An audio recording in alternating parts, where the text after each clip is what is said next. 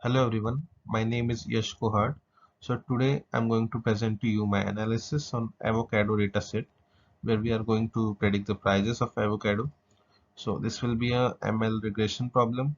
We will use various regression algorithm to achieve our goal and later find out the best one. So let's get started.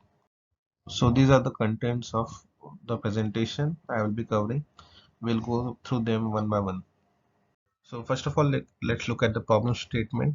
So Avocad Corp is a organization that has generations of experience in sourcing, growing, packing, and shipping avocados. So they source it from the growers from California, Mexico, Chile, and Peru. So now they want to increase their supply of avocados in United States, but they are quite uncertain about the prices of avocado as it is very variable, and in 2019 it has almost doubled. So our task is to predict the correct price of avocado from the given data set. So this will be our data set and the columns of our data set. So first is the ID, then the date of the observation, then average price, then total volume, then we have three lookup codes, then the total bags, sizes of bags, type of avocados, the year, and the region of the observation. The next step is data pre-processing and cleaning. So make our data ready for EDA. So first of all, there is no missing value and outliers in our data set. Then we have extracted day, month, and year columns from date column. Then we have given proper names to the columns, and also we have divided the 12 months into four season groups, that is winter, spring, summer, and autumn. So the next step is exploratory data analysis, where we will ask various questions and try to answer them using some charts and graphs. So the very first question is how prices are distributed over the date column. So as you can see from the line graph, the prices are continuously increasing year by year. So at we can also observe that the prices are mostly high in the later 6 months of the year. So the next question is how the prices are distributed. So as you can see from the violin chart and the disk plot, that most of the prices are between 1 and 1.5 US dollars. Next question is which are the top 5 regions where the average prices are highest. So as you can see from the bar graph, Hartford, Springfield, San Francisco, New York, Philadelphia, and Sacramento are the 5 states where the average price of avocado is highest. The next question is in which year and for which region was the average price of avocado the highest? So we have a factor plot with x-axis as average price and y-axis as all the regions, and the four years are shown by the four different colors. So it is clear from the graph that in San Francisco there was a high rise in the prices of the avocados in the year 2016 to 17, and for Houston the average price is lowest. Next question is which avocado type is costlier in terms of average price. So it is very clear from the bar graph and the box plot that organic avocado are costlier than the conventional ones. So the next question is how average price is distributed over the month for both types of avocados.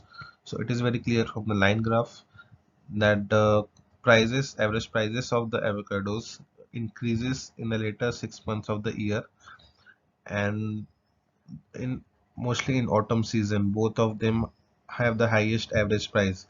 So organic ones have in September month and conventional ones are having in the October month, and throughout the year the organic ones are costlier than the conventional ones.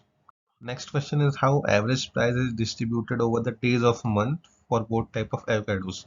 So from the line graph again we can see that throughout a month the organic ones are costlier than the conventional ones, and day wise if we see it, there are some spikes in the prices. So maybe on weekends the prices of avocados are higher than the normal weekdays. So next is average price is distribution over the seasons. So we have a box plot where x-axis we have the four seasons and in the y-axis we have the average price. So we have used two different colors for organic and conventional avocados. So as you can see in the autumn season, the prices of both conventional and organic types are higher than the rest of the seasons. So next is the distribution of the average price over the years for the duration of 2015 to 2018. So as you can see from the box plot and the bar graph, the organic ones were having the highest price in 2017, while the lowest was in 2018. And for the conventional or avocados, the highest price was in 2017, and the lowest one was in 2015.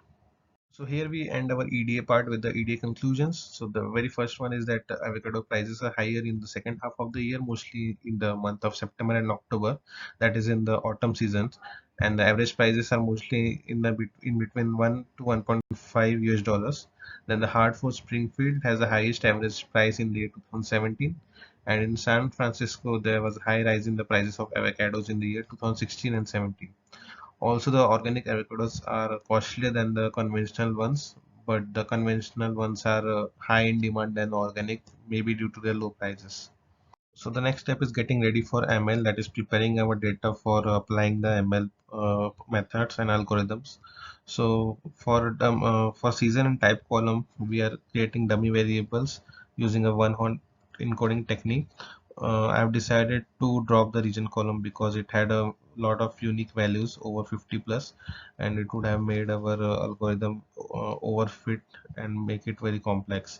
So next we are splitting our data into x and y variables, where the y variable will be the average price, and x variables, which is explanatory variables, will be all the remaining variables.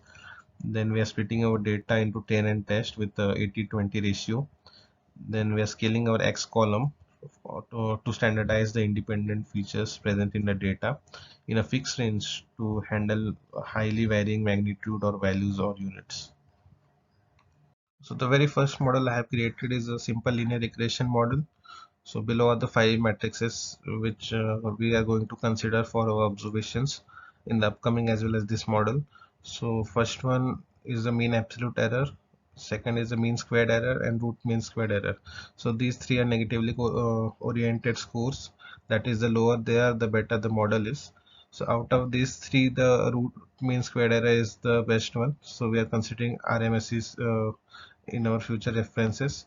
So for linear regression, the RMSE value is 0.290, and the below two, the R square and adjusted R square. So R square is the how many variables compared to total variable the model can predict. So again, adjusted R square is a better one than the R square.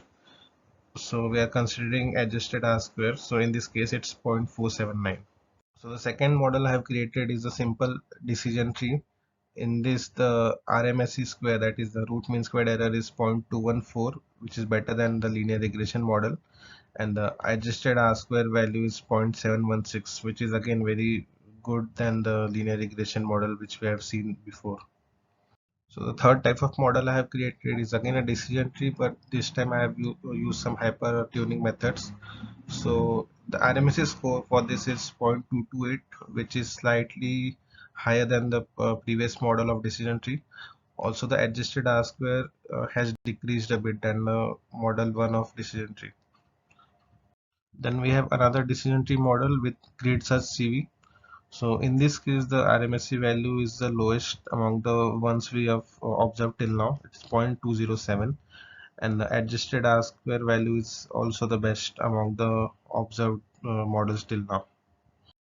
Next, we move on to random forest regression model. So this is the first one, the simple one, without any hyperparameters. So as you can see, the RMSE score is very low than the previous models, and even the adjusted R-square value is has reached to 0.86, which is very good for our model predictions. Next is a random forest model 2. That is, this one has some hyperparameter tuning. So RMSE square has slightly increased than the random forest model 1.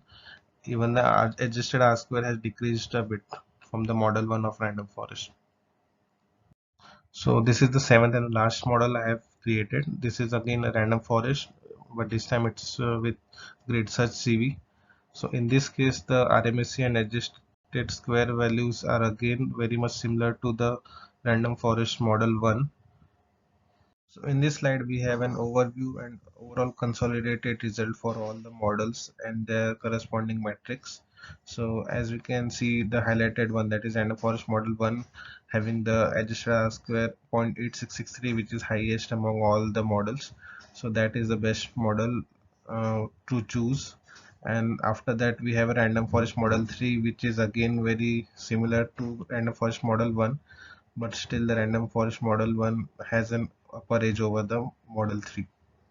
So that's all from my side. Thank you and have a nice day.